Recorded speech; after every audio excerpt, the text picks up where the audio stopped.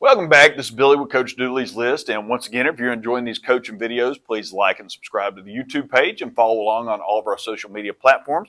Today, I have the pleasure of being here at Hillgrove High School with head baseball coach David Richardson. And Coach, thank you for taking the time. Yes, sir. A pleasure. Absolutely. I'm glad I finally got you on. I've known you for several years just through some other things, but I've always respected the job you've done. And I think one of the biggest testaments, and you were a very humble person, you wouldn't say this, but I'm going to, is how the outside world sees you. You know, and talking with people at Hillgrove and also in the baseball world, you were always willing to help out others and do everything the right way, and everybody appreciates that. Well, thank you. That's very kind of people to say something kind about me. Well, when you've been doing it for, you said 31 years, yes, which is pretty awesome. So let's go through your 31 years and right. just let everybody know kind of your coaching journey. Right. Well, it's pretty simple. In the fall of 1995, I got a job at McEachern High School as assistant baseball coach, math teacher, working for David Joyner. And I couldn't have asked for a better mentor. David did a really good job of teaching us and allowing us to coach. We had a phenomenal staff while we were there. I think the head football coach at East Paulding, Van Spence, was on our staff, and then Jason Campbell, who's the head softball coach at Lassiter.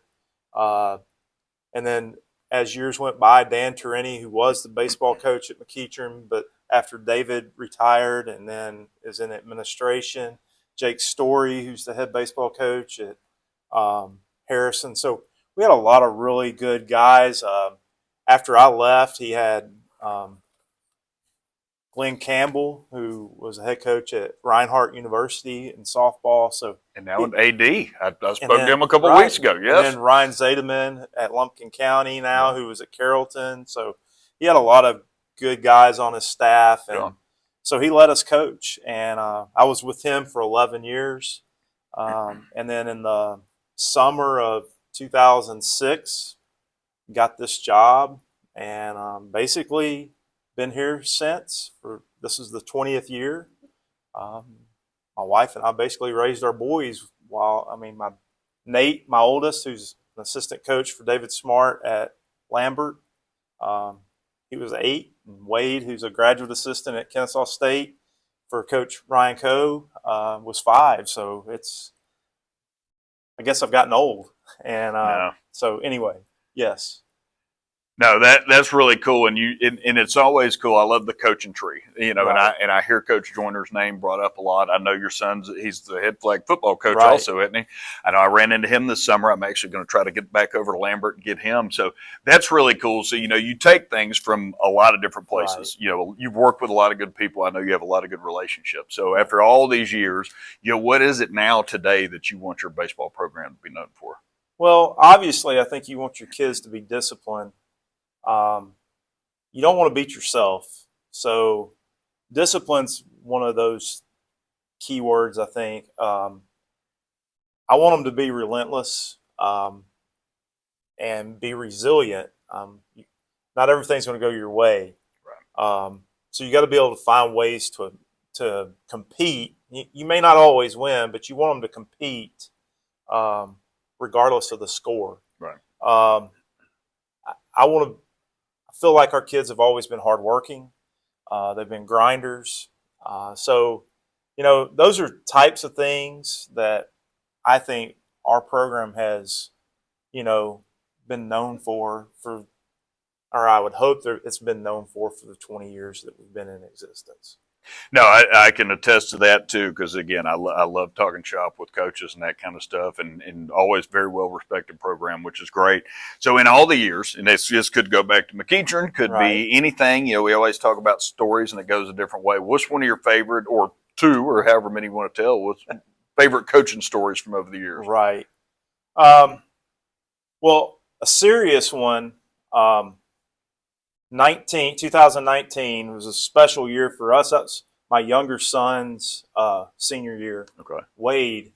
And our catcher that year, Zach Stewart, great young man, just graduated recently from University of North Georgia in nursing school. but he played that entire year with thyroid cancer.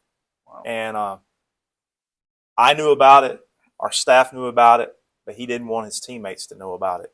And Gosh, we played in the state finals at Truist Park against Parkview, and just the kids didn't know until the game was over with, and he sent them all a text to tell them what he was going through, and they were floored.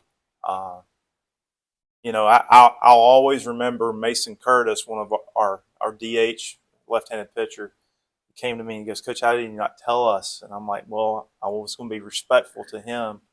But, Zach was just a warrior the whole time. He had another health issue during the middle of the playoffs, and he missed an entire week of practice. Shows up to the day before we were playing Mill Creek in the Elite Eight, and he goes, "I think I can go for one game." So we did some blocking drills just to make sure he was comfortable, and he's like, "I think I can go." And it was a hot day that day, and he played outstanding. Game's over with before game 2, and we go, "You got to be honest with this." And he goes, "I can't do a second game." So, but his relentless attitude and his unselfishness to play for his teammates, that's one of the things that I will always remember. Matter of fact, we have minimal individual awards. We have 3 awards, and we named one of the awards after Zach. It's called the Mr. Hawk Award, which is about character and perseverance and academics, and we renamed it after he graduated, the Zach Stewart Mr. Hawk Award. So that's probably one of the stories I would give. The other one is 2016. We weren't a great team, but we won a region championship, and it was special because I got to share the dugout with my older son, Nate, my younger son, Wade. That was the only time the 3 of us had been in the dugout together, and that was a lot of fun, being able to share the dugout with them. They're both different personalities, but it was really cool to be able to be in the dugout, wear the same uniform for one time, and be together. And I think it was special for Mom as well. So it was a cool experience. All the many funny things I can think of, being in the dugout with David Joyner and Jason Campbell, those guys are a hoot. It was nonstop laughs all the time because they both have sarcastic sense of humor. So I had a blast with them, and then come over here, and Jason Evans, who was our top assistant for 8 years, and then he went to Peachtree Ridge as a head coach for 1 year. And then when he decided I can't make this commute constantly with my young family, and he's a guidance counselor, and he was able to get a counseling job at Harrison. He and I grew up together in Tennessee, and when I got this job, he came and was our assistant for 8 years. So he's incredibly funny. So having him and Wes Ellis, who played for us at McEachern, and it was just a blast. So we had a lot of fun, cut up, and a lot of laughs. So. No, and that's always what makes it go. That's one of the biggest things I miss about coaching is just the relationships, like you said, in the dugout. There's so much downtime with baseball. Like if you don't have somebody, don't toot your own horn, like a Jason Campbell, hopefully watches this, but like, if you get somebody that just keeps the mood easier, even when things are tough, you enjoy coming to work every day. So a couple questions, and this wasn't on the list, but one, I have a son named Wade also. That's not a name that a lot of people use. Is he named after anybody? I'll be honest, our boys, we named them to sound pretty neat on the PA announcer when they were called to at bat or whatever. So I always thought Nate was a sort of a baseball-ish name, and I thought Wade was too. So we didn't. Nate's first name is William after both his grandfathers, but Wade, we liked the sound of it. We thought that would sound neat over the PA, and we stuck with it. So I love it. So, and this is another one. What advice would you give to anybody who has to, this is before the next question, that gets to coach their own children? Right. I will say it's tough. Yeah. For different reasons. As you know, your kids have different personalities. Yeah. Nate and I would go nose to nose often. And because I was a pitcher and he was a pitcher. But and then Wade was different in the fact that he wouldn't go nose to nose with me, but he was so hard on himself. But I was very fortunate when Nate was here. Wes Ellis was our pitching coach, and Wes and Nate had a good relationship. Right. And then our infield coach and hitting coach, Andrew Alverson, who's currently still with us, and our top assistant, he and Wade had a phenomenal relationship. So I basically just handed them over. And we tried. It's hard, but we tried to, when we went home, we tried not to make it about baseball. That's hard, Yes. especially when, you That's know. what you do. That's what you do. Yeah. And but it was fun because there's times I'll never forget Nate's first year in college. He struggled. And he was at Columbia State and Columbia, Tennessee. And he came home and he looked at me when, you know, as a father, sometimes you're the dumbest person there is to your children, especially as a coach. But he came home and he goes, "We got some work to do. Can you help me?" And his sophomore year at JUCO, he went 11-1 and Nice. was all conference. And so that was rewarding. Right. The fact that Wade always comes to me, he's like, "Dad, we need to hit. We need to hit. We need to hit." So, because he was an infielder, but I promise you, he lived in the cages. And it was just rewarding. You had people that you could count on. And then having a wonderful wife that is the peacekeeper. And it wasn't always about baseball for Christy. So having someone that loved her children, loved her husband, and loved baseball, but didn't want there to be conflict at home, that helps as well. Oh, for sure. So it leads into the next question. You know, somebody comes to you. I know, you know, like I said, Nate's become a head coach, and you've got great relationships with former players. And it's not always just the former players, but anybody. Somebody came to you and said, "Coach, I think I want to be a head coach one day." What advice would you give them? Well, I would say that the biggest thing about being a head coach is learn as much as you can from the head coaches you're currently working for. Right. Like I said, I was very blessed to be able to work for David Joyner, but I also had great relationships. And, you know, summer baseball back in the 90s and early 2000s was completely different than it is now. We had our own summer teams.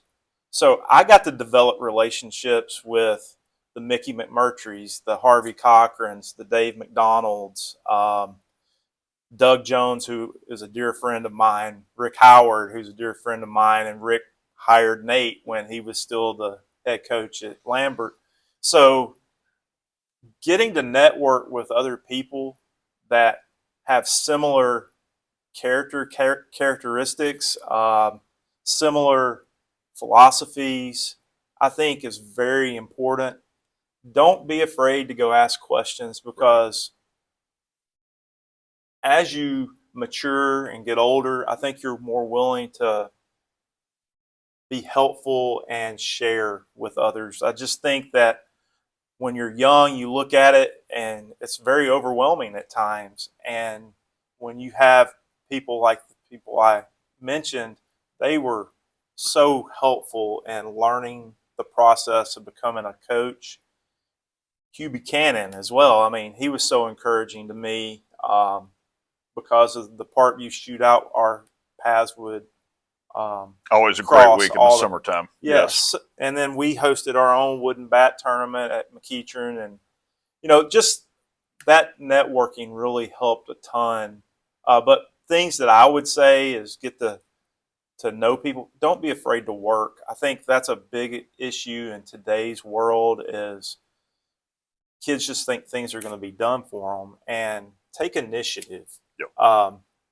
If you don't know what to do, ask the head coach what he needs to do, because I can promise you there's some kind of field work that can be done. There's some kind of paperwork that can be done that can take something off the plate. And I've been blessed. I mean, Jason Evans, Wes Ellis, Andrew Alverson, who were with me the longest or currently with me, they take a ton off my plate as a head coach because they want to do things. You know, Jason was a head coach. Wes is the athletic director at Harrison. Andrew, he aspires to be a head coach. So they want extra things on their plate so that they know when they do become a head coach, okay, these are things I have to take care of that I wasn't prepared for as an assistant if I hadn't taken the initiative. Oh, that's for sure. And that's why I love these conversations too, because everybody you mentioned is a legend in some way. It indirectly, affected me also, either through, the coaching staffs that I was with. I've got to meet all of them, through the dugout club and all that kind of stuff. And that's what it's all about is helping the next ones, and that's kind of too why I do these videos. It's, social media is a great thing. Just get the word out. But, and the other reason is to just kind of spotlight the website. I always don't do a great job of saying, hey, we have this website that's built for coaches, but that's what Coach Dooley's list is built for, is try to help coaches finding vendors. And you talk about all the duties you have. And sometimes you pass on uniforms or field work and that kind of stuff to assistant coaches. But you know this too. You always have buddies that call and go, hey, who did your uniforms? Where'd you get your dirt from? What technology are you using? So who's a vendor that you've worked with that you'd love to shout out to other coaches? Well, one that we've been with from the beginning is Traditions Turf Management. They take care of our fertilizing and our overseeding, and they do a phenomenal job. Until he retired, it was Kevin Seltzer. Now it's Jimmy Gillespie. They do a fantastic job, and we use Steve Green with our uniforms, and then Steve sort of retired from that briefly, and then we had Robbie Hunter, and now it's Colt Green with Shuma Sports. But all those guys are phenomenal. If we need something immediately, I call Colt on the phone. He's awesome. So, and it's here. And it's a drive. I know where he lives. Yes. And it's a haul. But But, those are, and then also another lady that's local, she does all of our practice stuff. Tracy Washington with TNT Advertising, and she's been awesome. She takes care of our shorts, our practice shirts, our sleeves. So, she had a son that played in our program for 2 years. So we've kept that local thing as well. So she's a third vendor that we've had over the course of our 20 years that has been very loyal to us, and therefore we've been very loyal to her. Oh yeah, and this, the ones that do it right, and that doesn't mean people are perfect, but if something does get messed up, they fix it, and you trust, and they also too, and this over the years, they know what you want, and it makes it so much easier to get things done. A lot of times, that some of them probably call you and go, hey, it's time to order a new uniform, or how many balls you need, like all that kind of stuff. So, well, Coach, listen, I mean, anything else? I know we've got a lot of things we could talk about, but is there anything else you'd want to add for the young coaches out there? Well, I think the biggest thing as a coach is you have to not only prioritize your time at school, but you also have to prioritize time for your family. Yes. I'm blessed that in December I will have been married for 30 years to my wife, and Christy's phenomenal. And I think you also have to prioritize your relationship with God. Amen. There's a lot of things that you can mess up, and we're all sinners and we all screw up. But if you have a good relationship with your Savior, I think that helps things. You can go to Him in prayer, and I think it helps the process. I'm not saying that it fixes everything, but it certainly helps the process. Well, the peace you get from that, you can't recreate. Right. You Absolutely. Know what I mean? And doing that. So yes, prayer is a wonderful thing. And again, that doesn't mean things are going to be fixed. I was told one time by a principal that didn't hire me. He said, Billy, God's plan and God's timeline, just to let you know that, hey, you pray about it tonight, you might not get it until next week or 2 years, or maybe not ever. And that's because if you don't, then you don't need it. So, Coach, that is awesome stuff. I really do appreciate you taking the time, and, I look forward to following along, and best of luck in the spring. Yes, sir. Thank you very much. Thank you for having me.